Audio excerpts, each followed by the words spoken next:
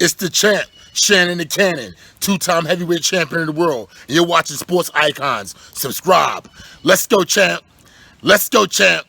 Let's go, champ. Champ. Okay, so this Friday in Florida, promoted by legendary boxing promoter in Don King, of course, Hall of Famer, we will see Manuel Charr finally defend his WBA Regular World Heavyweight title against Trevor Bryan this Friday. Now, Manuel Charr, he hasn't had a fight since November 2017 when he won this belt after defeating Alexander Ustinov.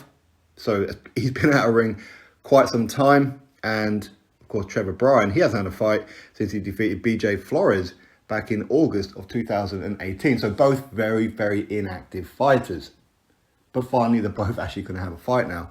But of course, depends on whether or not Manuel Charr, he gets his work visa to go over to Florida today, I think it actually is.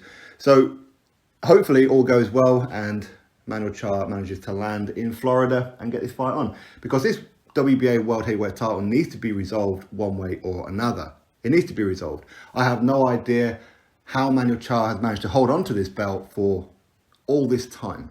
Since not fighting since November 2017 when he won the belt, he hasn't defended it once. There's been some controversies in that, of course, as well, where Manuel Charr, he failed a PD test.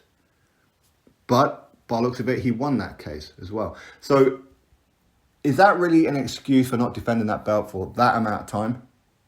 Of course, last year, 2020, of course, we can write that off for most boxers. But up to that point, why hasn't he been fighting anybody? Why hasn't he been calling out fighters such as Dillian White, such as a Joe Joyce, a Daniel Dubois, a Deontay Wilder, a Joshua, or a Fury, or whatever it may be? Why hasn't he been doing that? Okay, so, all right, there's a very good chance that he couldn't get a Tyson Fury, a Deontay Wilder, or an Anthony Joshua due to them being involved in their own world title fights. Because Manuel Charr holding the regular belt is not a unification. Officially, it's not a unification, but it is still a world title.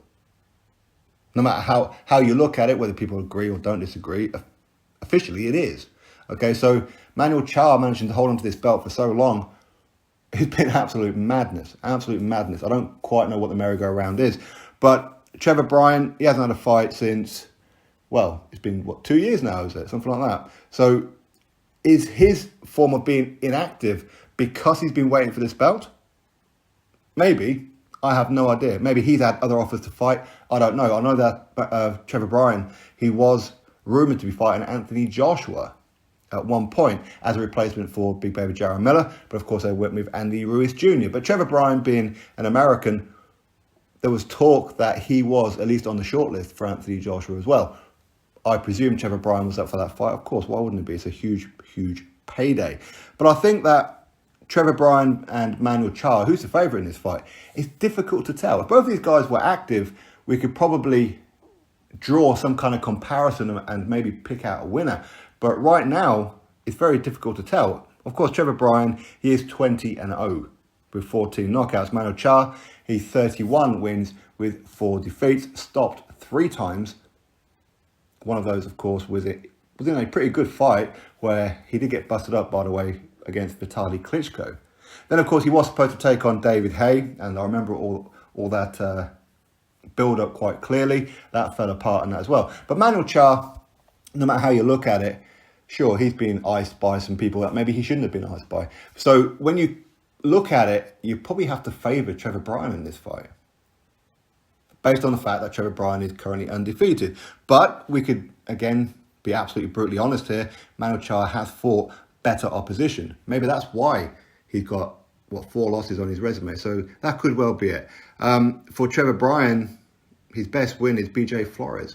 Not the best win in the world, in my honest opinion. I mean, he did knock out BJ Flores, but so did Tony Bellew. Okay, but either way, it's an interesting one. Hopefully, we get a resolution as far as this title is concerned. Because, again, let's be honest, the winner of this fight, according to the WBA, quite a few years ago now, they want to consolidate this particular belt with the WBA Super Belt. So the winner of this fight could end up fighting currently Anthony Joshua. But of course, if Tyson Fury defeats Joshua, then they're going to have to fight Tyson Fury to try and somehow consolidate the WBA Regular and the Super. Are they going to do it? Probably not, because the WBA, as much as they say they want to consolidate, well, they've had plenty of opportunities up and down the weight divisions, and they don't do it. So I don't see any reason why they're going to do it. Anyway, this Friday in Florida, we're going to see Trevor Bryan take on Manuel Charr. As a brief side note as well, the undercard, there will be a WBA Cruiserweight World Title fight and the return of Bermane Stiverne. Drop your thoughts below, click thumbs up, subscribe. Catch you all in the next video.